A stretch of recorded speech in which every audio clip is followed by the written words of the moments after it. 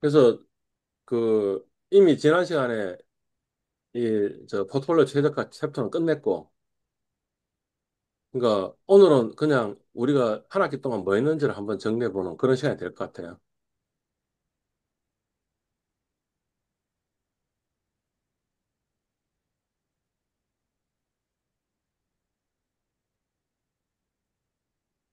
아, 4번. 무엇을 배웠나? 그래서 우리가 배운 게 뭐죠? 첫 번째는 화폐 시장 가치. 기억나나요? 예. 예, 그다음에 채권 듀레이션. 채권 듀레이션은 그냥 금융의 응용이고 실제로는 미분에 대해서 좀 공부를 해보자라는 거였고요. 세 번째는 뭐예요? 최적화 균형. 기억나나요? 네 번째가 뭐냐면 포트폴리오 최적화. 예. 그러니까 이번 학기에 배운 게 요거 내용이 조금 다르고 나머지 2장, 3장, 4장은 다 연결되어 있는 거네. 그죠? 사실 미분도 왜 배우냐면 최적화 때문에 미분 배우는 거니까. 그러니까 결국에는 그 금융 수학에서 가장 중요한 내용은 최적화입니다. 이렇게 얘기하고 있는 거죠. 음. 화폐 시장 가치에서 우리가 뭘 배웠느냐 하면 정기예금하고 이제 이거 시장 가치, 화폐 시장 가치를 배웠기 때문에 정기예금하고 정기적금의 원리합계를 내가 계산할 수 있습니다. 있습니까? 예, 어. 30만 원 내고 70만 원 받는 연금보험, 그게 보통 우리나라 보험회사에 나와 있는 연금보험 상품이라고 그랬죠. 그죠? 근데 이 보험이 좋은 상품이에요? 나쁜 상품이에요? 나쁜 상품입니다. 나쁜 상품인 이유가 뭐예요?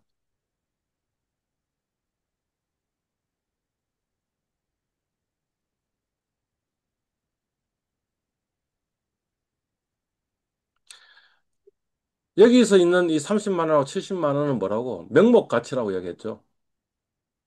그러면 물가 상승을 고려해서 실질 가치를 계산해 줘야 되는데 실질 가치를 계산해 보면 30만 원 내고 70만 원을 받는 게 아니고 30만 원 내고 얼마를 받는 거예요? 20만 원, 15만 원 정도를 받는 거다. 그러니까 사실은 보험회사에서 팔고 있는 그 연금보험 상품은 좋은 상품이 아닙니다. 이렇게 얘기하고 있는 거예요. 음.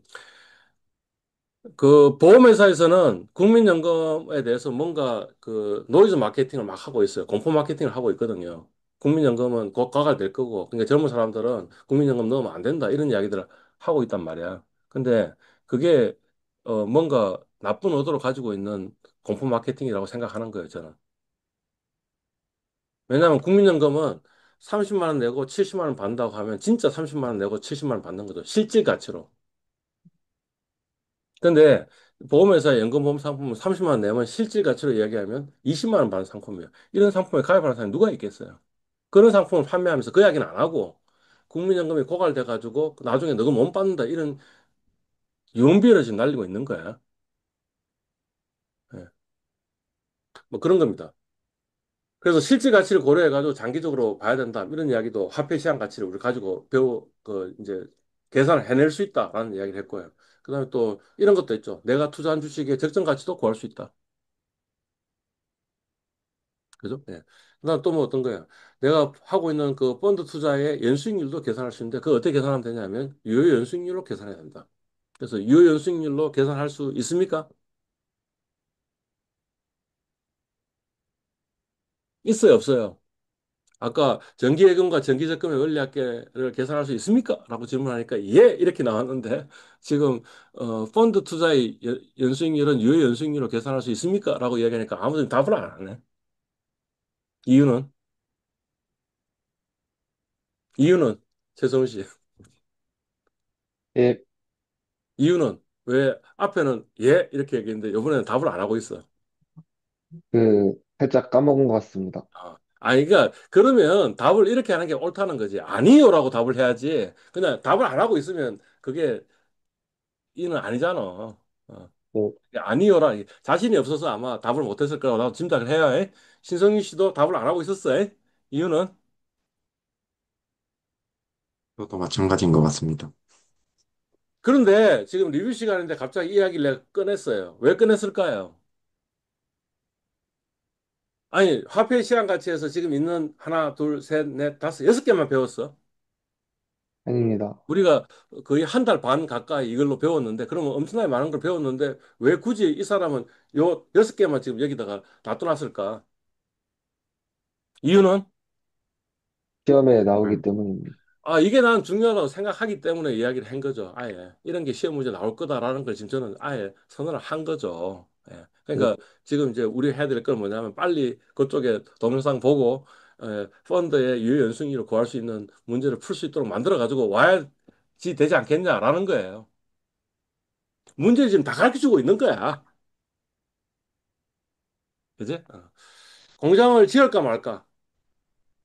그래서 공장을 지을까 말까를 계산할 수 있어요.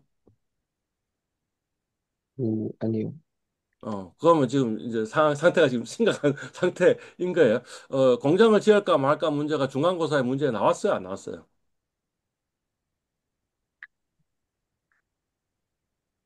안 나왔던 것 같습니다. 나왔어요.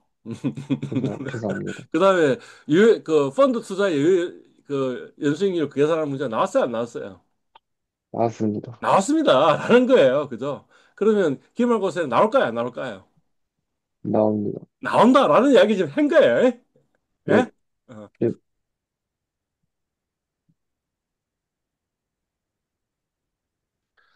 30년 원리금 균등분할 상한 차입에 뭘 상한에 계산할 수 있어요? 그런 거 배운 적이 있는 것 같아요. 예, 근데 지금 계산할 수 있어요. 아니요.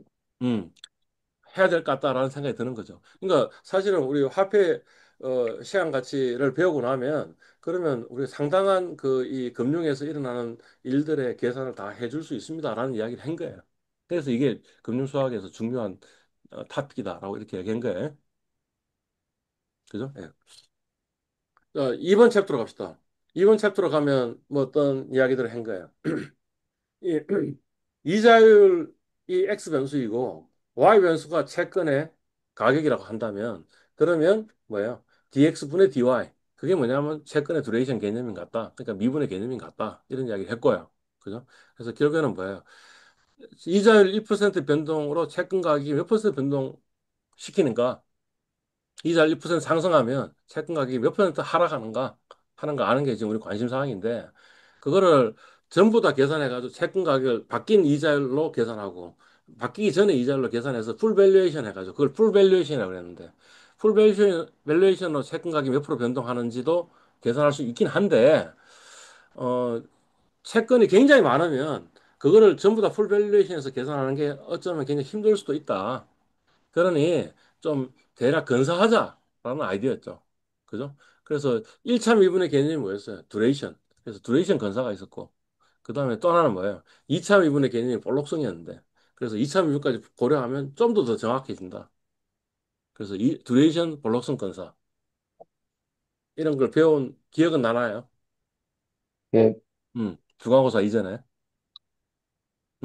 기억은 나는데 계산할 수 있나요?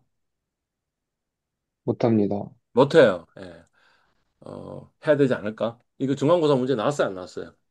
나왔습니다. 그래서 많은 학생이 맞췄을까 못 맞췄을까? 못 맞췄을 것 같습니다. 한 반 정도 맞춘 것 같단 말이지. 예, 그지? 그러니까 아마 기말고사 문제 또 나오지 않을까? 그죠? 예. 미분이라는 개념은 옵션에서도 사용된다라는 거죠. 그죠? 그래서 그걸 보고 그 미분하는 개념들을 이름이 다 붙어 있는데 그 이름이 붙어 있는 게 다 그리스 문자로 붙어 있어 가지고 그걸 옵션 그릭 이렇게 얘기한다라는 거였죠. 그래서 이를테면 델타 하면 기초자산의 가격의 변동에 대해서 옵션의 가격이 어느 정도 변동할까 하는 그 기울기가 델타. 감마는 뭐냐 하면 델타가 변하는 거에 대해서 옵션의 가격이 또 얼마나 변하는가. 2차 미분이죠. 그래서 감마. 배가는 뭐냐 하면 변동성이 변하는 거에 대해서 옵션 가격이 얼마나 변하는가 하는 거. 그게 배가. 그래서 보통 옵션에서 그 말고도 사실은 굉장히 많은 그릭들이 있는데 나머지 그릭들은 별로 그렇게 옵션 이 거래를 하는 데 있어 가지고 크게 영향을 미치지를 않는 것 같다라는 거지.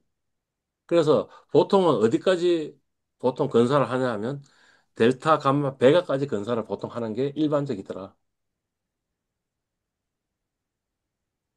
그죠? 그래서 이제 뭐 이런 것들이 나오는 거죠.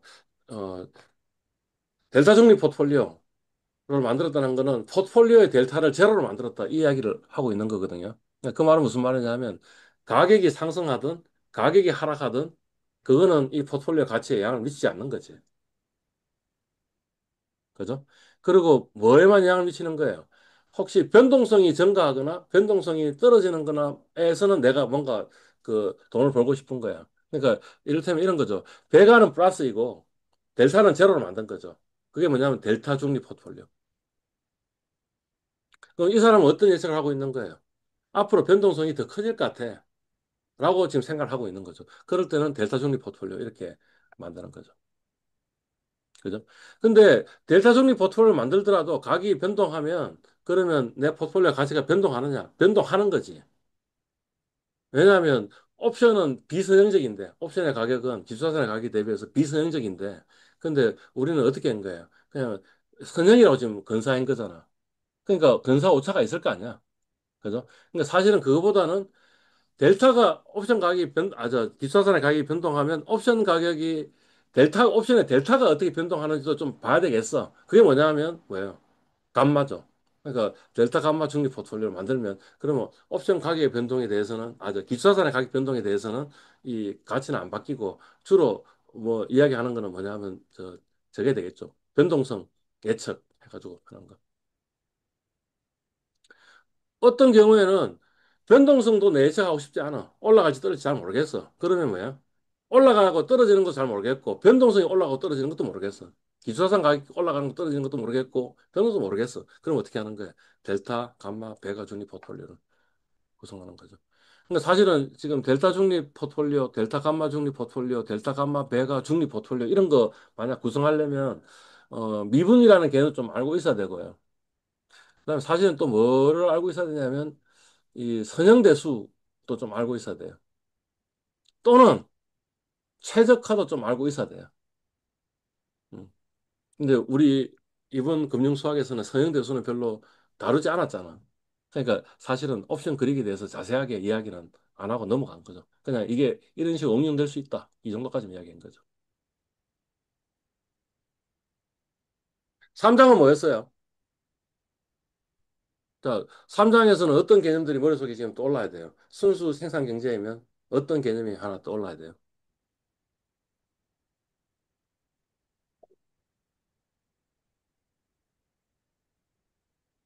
갑자기 대답이 없네. 머릿속에 어떤 그림이 지금 떠올라야 돼요. X축이 뭐? X축이 뭐? 우리 던 얘는 쌀이고 Y축이 뭐예요? 아, 차였고 그러면 이런 그래프를 하나 그릴 수 있는데 이걸 보고 우리 뭐라 그런다고? 생산 가능 없음. 그 생산 가능 곡선이고 순수 교환 경제는 뭐 어떤 거예요? 어떤 점이 최적이야? 효용을 가장 극대화하는 거야. 생산 가능 곡선하고 뭐하고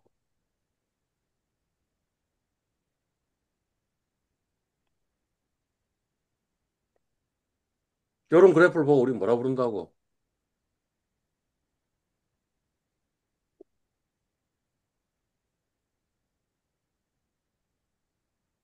음.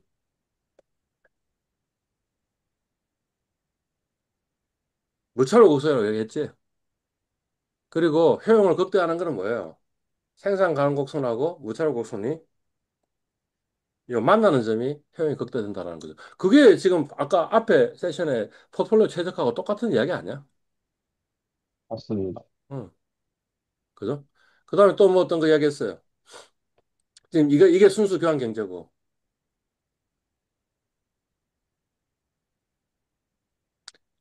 순수 생산 경제이고, 이제 교환 경제가 된다면 어떤 일이 벌어질 수 있다고요?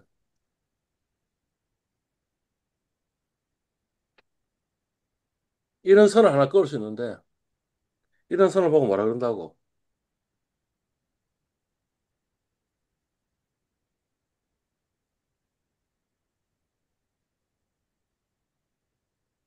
무역선이라고 이야기했고, 거래선 또는 무역선이라고 이야기했고, 그러면 그냥 순수 저 생산 경제에서 나오는 요점에서 소비하는 게 아니고 요점에서 생산해가지고 요게 최적 생산점이 되고,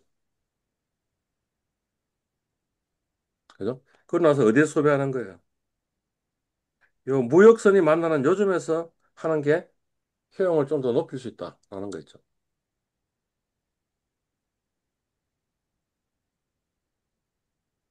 그죠? 그리고 만약 그러되면 어떤 일이 벌어지는 거예요? 여기가 지금 소비고, 여기가 생산이고 여기가 소비니까 요만큼 뭐가 필요해요? 쌀이 필요한 거죠.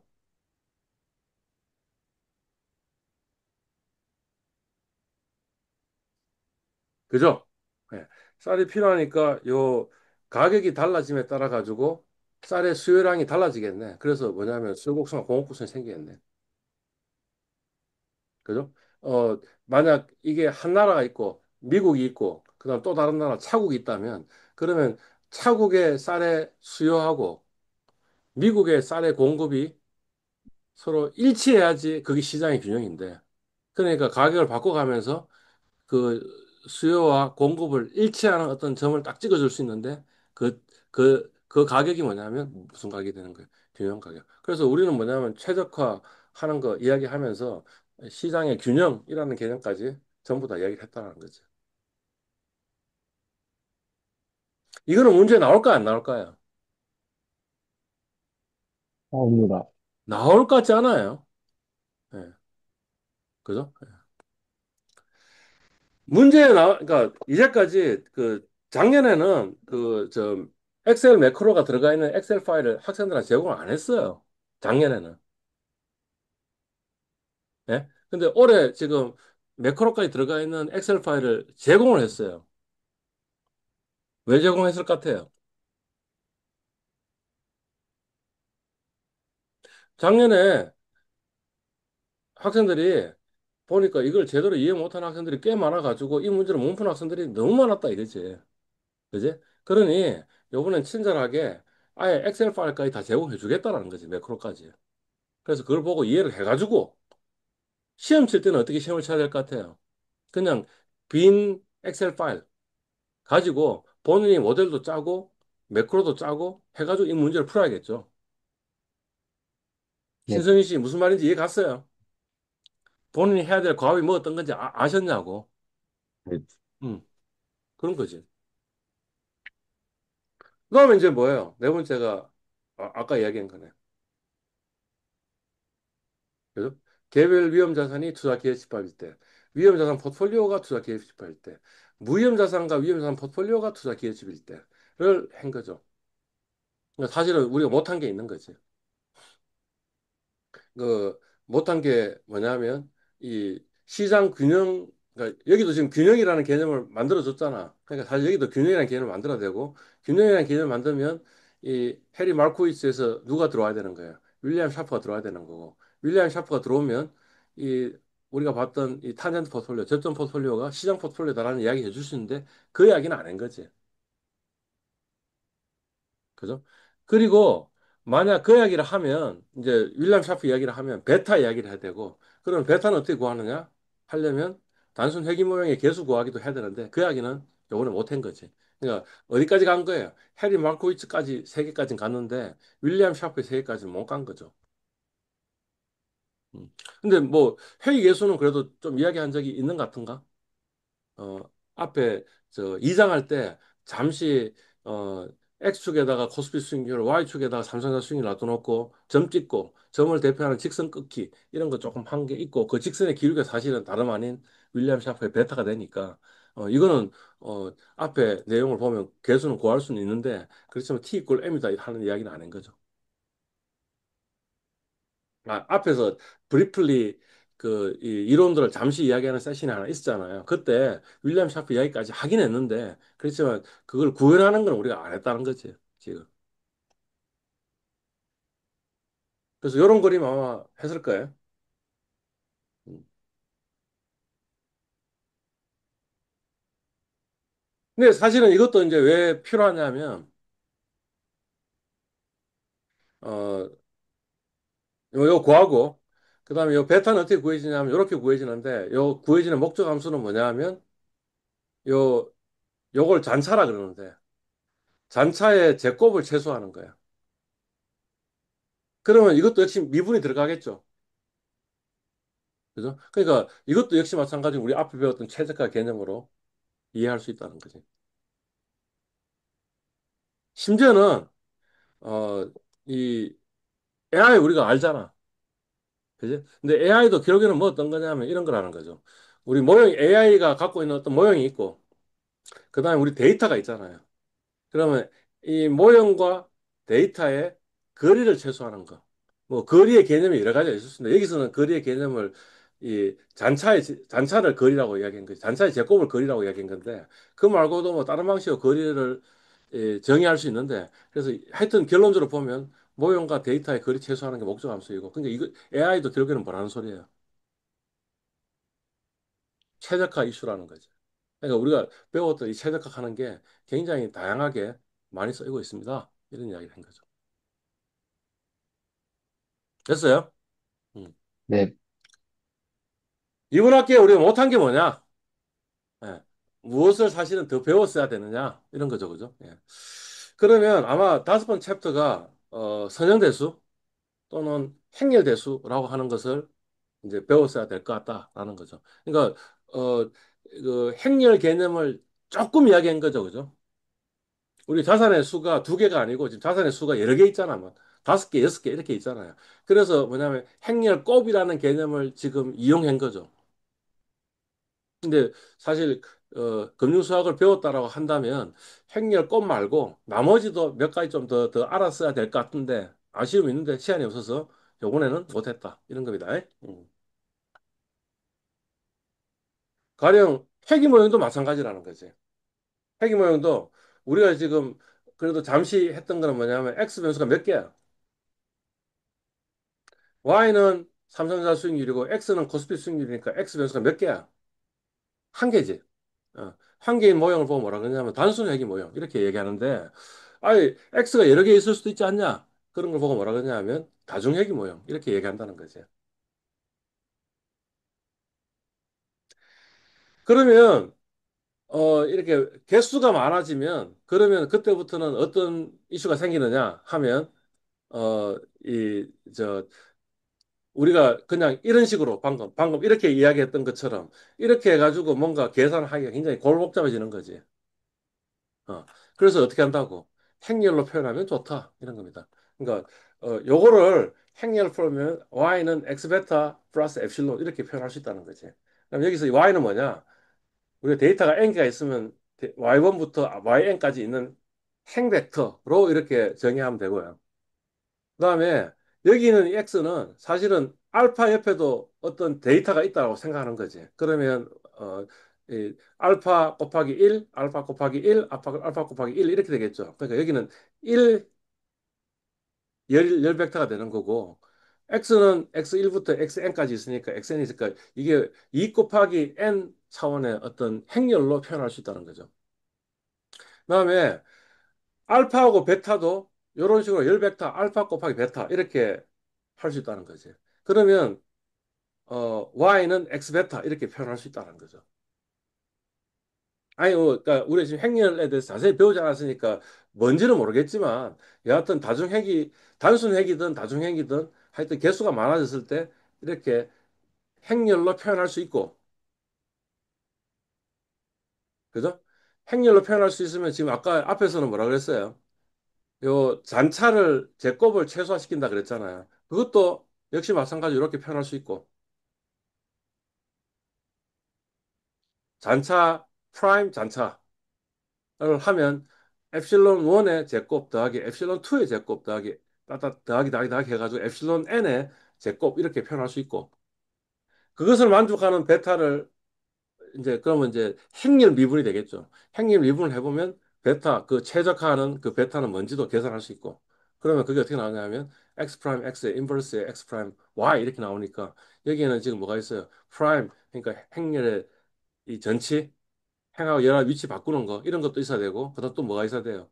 인버스가 있었으니까 역행렬도 알아야 되고 근데 그런 걸 우리는 배우지 못했다는 거지. 근데 배우면 이제 이해가 될 것이다. 아니, 그러니까 혹시 좀 더 공부하고 싶은 사람이 있다면 선형대수 공부를 해야 됩니다. 라는 이야기를 한 거예요. 음. 아, 이게 왜 행렬 연산이 굉장히 유용하냐 하면, 이 엔비디아의 GPU 하는 게 뭐냐? 알고 보니까 행렬 연산을 특화하는 프로세서라는 거지. 음. 가령 우리가 1부터 100까지 더하는 문제가 있잖아. 그럼 1부터 더하기 100까지를 CPU로 만약 계산한다면 이렇게 계산한다는 거죠. 썸에다가 0이라는 값을 주어주고, i는 1이라는 값을 주고, 그 다음에 뭘 돌리는 거예요? 두 루프를 돌리는 거예요. 어디까지 돌리냐 하면, i가 1부터 100이 될 때까지 반복한다. 그럼 어떻게 하느냐? 잘못했다. 여기 1이 아니고 i죠. 아, 이거 잘못했다. 그러니까 1이다.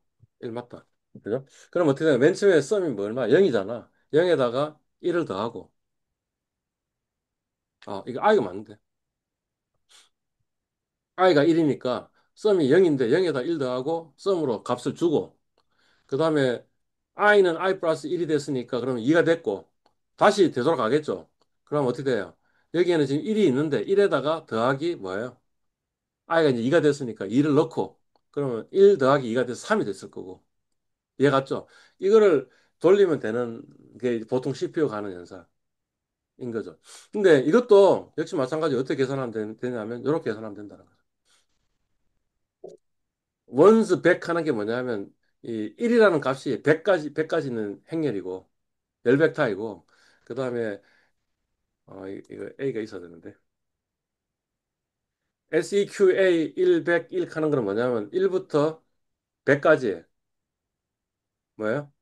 이, 이, 저, 공차는 뭐냐면 1이다. 그러니까 1부터 100까지 되는 거죠. 그럼 요거를 트랜스포즈 하고 요거 하면 더하면 이게 나와요. 그런데 요거는 뭐예요? 엔비디아 GPU는 뭐 어떤 거냐? 행렬연산 특화 프로세스라서 요게 그냥 한꺼번에 완샷에 딱 개선되는 거죠. 요거는 어떻게 되는 거예요? 1 넣고 2 넣고 하면서 100번 이렇게 루프가 걸리니까 시간이 걸리겠죠. 그게 사실은 GPU 그 엔비디아의 GPU가 하고 있는 일이에요.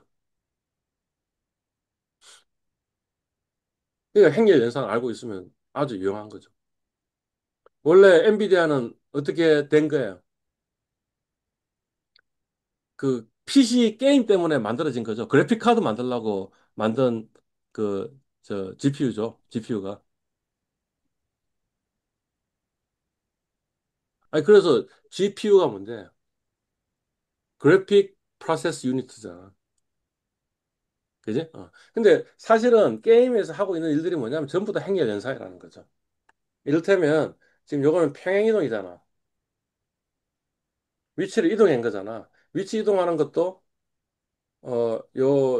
요 X에다가 그 다음에 DX를 하면 되는 건데 DX의 이 트랜스포메이션 펑션은 뭐냐면 요거이면 된다라는 거죠. 그 다음에 확대하는 거 있잖아요. 확대하는 거는 요게 트랜스포메이션 펑션이라는 거죠. 그러니까 트랜스포메이션 행렬이 되는 거지. 그다음에 뭐 이렇게 회전할 수도 있잖아. 회전하는 것도 이게 트랜스포메이션 펑션이고 그다음에 이렇게 압축하는 거 있죠. 압축하는 것도 요게 트랜스포메이션 펑션이고. 그러니까 당연히 이 게임에 GPU가 유용한 행렬 연산 특화되어 있는 프로세서가 유용한 거고 AI는 뭐냐? AI는 이런 거거든. X1, X2, X3가 있는데 X1과 X2, X3의 웨이티드 에버리지가 가중 평균이 Y1이 된다. 그다음에 X1과 X2, X3의 가중 평균이 Y2가 된다. 이런 거거든. 거기에다가 사실은 뭐 바이어스를 더해가지고 Y1과 Y2가 된다. 이런 거거든. 그래서 이 정확하게 표현이 뭐예요? 행렬 표현이잖아. 그러니까 요 계산하는 데는 뭐가 특화되어 있다고? 엔비디아 특화되어 있다라는 거죠. 그러니까 사실은 선형대수만 알고 있으면 할 수 있는 것들이 굉장히 많은 거죠. 생성 AI, 생성 AI는 어디서 나왔다고? 이 구글의 볼트에서 나왔다. 이제 뭐 오픈 AI든 모든 생성 AI는 사실은 그 기본 아키텍처는 뭐냐면 구글이 맨 처음에 개발한 거다라는 거죠. 어, 볼트가 뭐 약자죠. 바이 디렉션, 그냥 양방향으로 뭔가 인코딩 하는 것으로 레프리젠트 있는 거죠. 트랜스포머 하는 건 뭔가 변환하는 거고. 그게 볼트인데. 그러니까 기존에는 어떻게 했다는 거예요?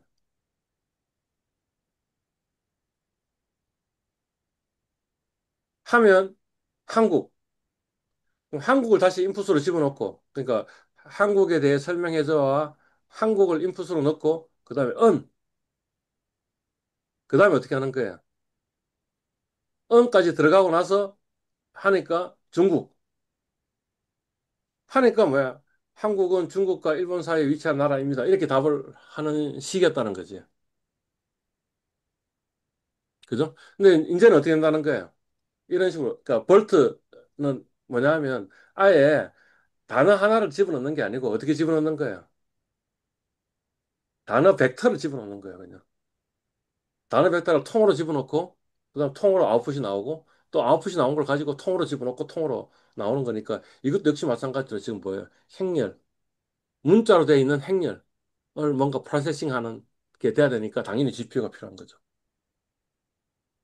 그러니까 행렬 연산이 생각보다는 굉장히 많이 쓰이고 있고 중요하구나 이런 이야기를 했었어야 되는데 이제 못하고 넘어갔습니다. 이런 이야기입니다. 네, 만약 그 우리가 시간이 있었더라면 시뮬레이션이라는 걸 좀 더 이야기를 했어야 될 것 같다라는 생각이 드는 거예요. 음. 시뮬레이션 대표적인 예로는 뭐 몬테카를로 시뮬레이션, 그다음에 부스트랩 시뮬레이션 뭐 이런 것들이 있는데 이런 것들을 좀 배웠으면 좋겠다라는 거죠. 그래서 시뮬레이션이 뭔가 하는 이야기를 이제 하는 거예요. 가령 반지름이 1인데 그런 원에 4분의 1 조각의 면적을 구하기. 하면 우리 어널리티컬 솔루션을 알고 있잖아. 뭐 어떤 거예요?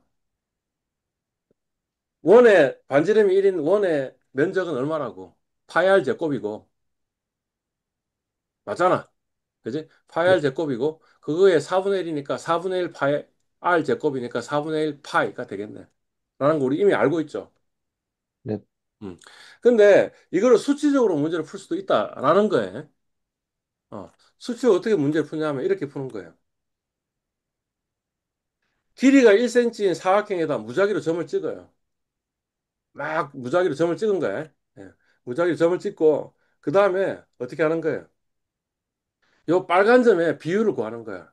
이 전체가 100개의 점인데 100개의 점 중에 요 빨간 점의 비율이 몇 프로인가라는 걸 계산할 수 있잖아.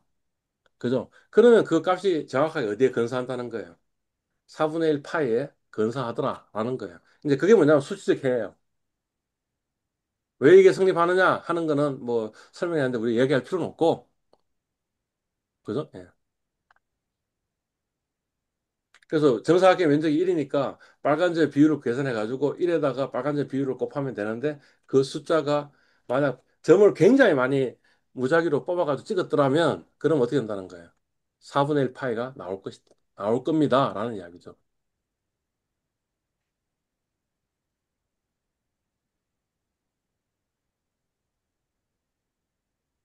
그죠? 예. 어, 수치가 단점도 있어요. 왜 단점도 있냐면 이 무작위로 넘버를 뽑았지만 원래 우리가 생각하고 있는 모델에서 벗어나는 샘플링이 될 수도 있거든. 예를 들자면 이런 거예요. 빨간 공 두 개, 흰 공 한 개가 가진 주머니가 있어. 주머니 안에. 그 다음에 30분을 보건 수출했어. 그러니까 눈 감고 뽑아서 빨간 공인지 확인하고 빨간 공 한 번 이렇게 해놓고 다시 집어넣고 다시 또 30번을 이렇게 반복해서 뽑는 거죠. 그러면 30번 뽑힌 공 중에 30개가 전부 흰 공일 확률이 있어요, 없어요? 문제 이해했어요, 지금 무슨 말인지? 주머니 안에는 빨간 공이 두 개 있고 흰 공이 하나 있어. 그럼 우리가 익스펙트 하기로는, 우리 기대하기로는 30번 중에 몇 번은 빨간 공이라고 생각하고 있는 거예요.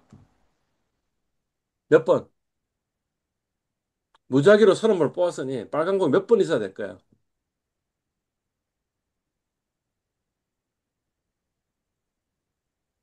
내 말 무슨 말인지 이해 못했구나.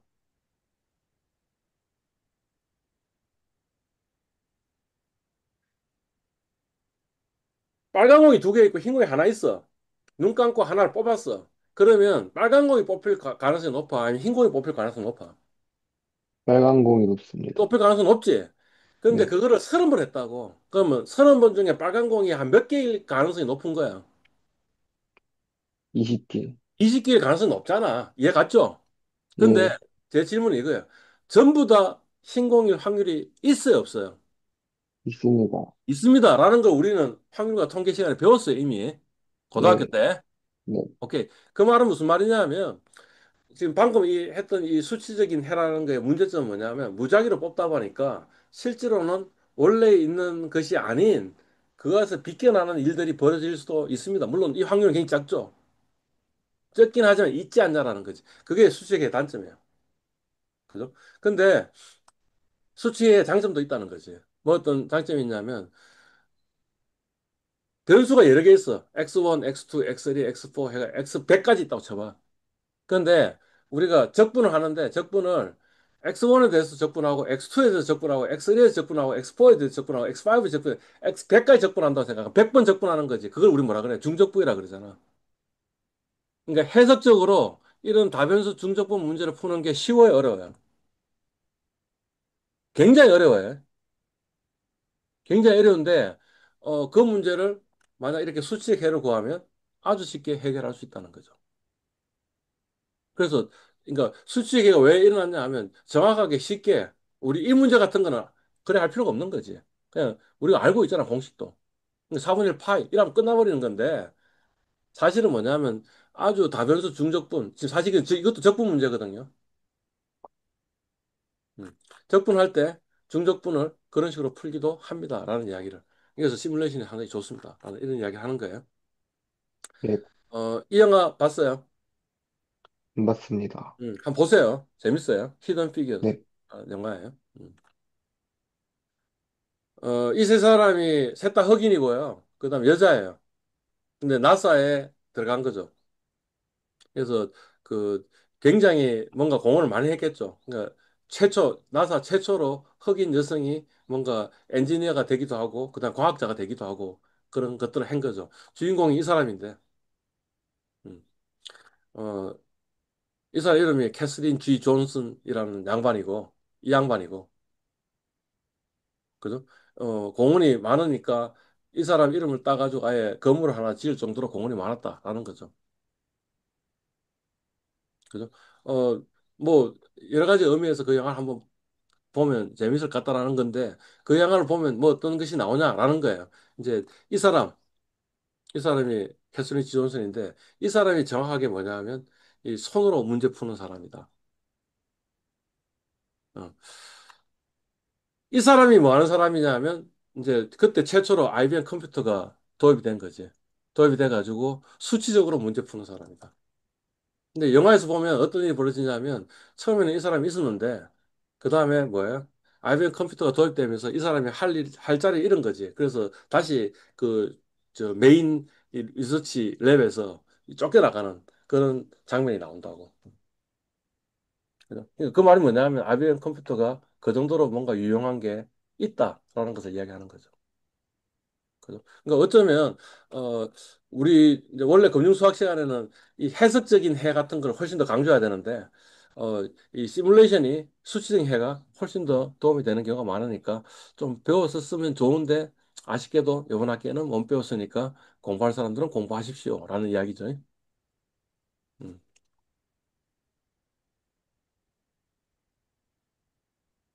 그러니까 이런 식으로 이 양반이 자기가 일일이 계산을 한 거죠. 하고 그 두 번째 주인공은 IBM 컴퓨터 요거는 퍼플렉시티한테 물어본 건데 뭘 물어봤냐면 요 영화에 나오는 그 IBM 컴퓨터 성능하고 그다음에 지금 여러분들이 갖고 있는 스마트폰의 성능을 비교하면 성능이 어느 정도 차이 나는가라는 것을 좀 요약해 달라 하니까 퍼플렉시티가 이렇게 요약을 해줬어요. 그러니까 CPU 이 클락 타임이 어떻게 되느냐 하니까 지금 여러분의 핸드폰이 6000배 좋다. CPU 코어 수는 8배 좋다. 메모리는 75만 배 좋다. 저장 장치는 4만 배 더 좋다. 연산 성능은 이게 얼마지? 100만 배 더 좋다. 뭐 이런 거에. 아, 그러니까 이때 여기까지 우선 요 IBM 컴퓨터가 우선 쏘아 올렸는데 그 요 이 방 하나 가득한 영화에 보면 뭐 어떤 게 나오냐면 컴퓨터를 문 안으로 집어넣으려고 하니까 이 컴퓨터 크기가 너무 커가지고 문에 안 들어가. 그래서 문을 부수는 장면이 나와. 그 정도로 거대한 컴퓨터가 갖고 있는 성능이 지금 여러분의 이 스마트폰보다 현재 낮으니, 그러니 굳이 우리가 머리를 써가지고 이 해석적으로 문제를 풀 필요가 있냐?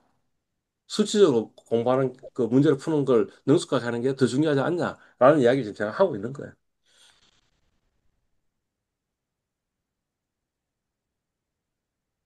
아, 요거는 이제 그 IBM 7090에 들어간 거하고 엔비디아에 이게 그 어느 정도 차이가 나느냐 하는 거. 그러니까 그 당시에는 사실은 그냥 뭐 우리 계산기보다 못한 그런 성능을 갖고 있는 컴퓨터 가지고 나사에서 우주선 쏘아 올렸다. 그 이야기를 하고 있는 거예요. 끝이네요. 음. 질문. 결론은 뭐예요? 결론은 뭐예요? 여러분이 지금 기억해야 될 가장 중요한 건 뭐예요? 아이씨, 시간,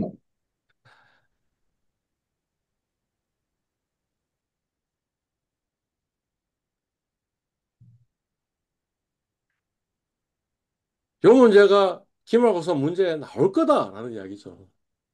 그죠? 예, 그 다음에 뭐예요?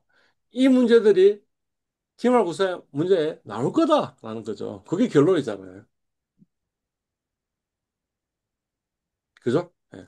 네, 10년이 지나고 나서도 이거를 어떻게 문제를 푸는지 여러분들이 기억하고 있기를 기대하는 것은 아닙니다. 왜냐하면 어떤 사람은 이걸 업으로 하고 있는 사람도 있을 거고, 어떤 사람은 이렇게 이렇게 돌아가는 거니까 혹시 그걸 업으로 하고 있는 사람한테 그걸 시켜가지고 일을 시키면 되는 사람도 있을 거라는 거지. 그지? 그러니까 그걸 10년 후에도 여러분들이 기억하기를 기대하면서 지금 이걸 요구하는 건 아닙니다. 그죠? 근데 적어도 대학교 1학년 때 금융수학 시간에 내가 그걸 한번 해본 사람이면 정확하게 이게 어떻게 돌아가는지는 알고 있으니 그러면 시킬 수 있는 사람은 될 수 있잖아요. 그죠? 그러니까 그 정도는 이번 학기에 해줘야 된다라는 거예요. 오케이? 예, 끝내겠습니다. 수고하셨습니다. 그렇습니다.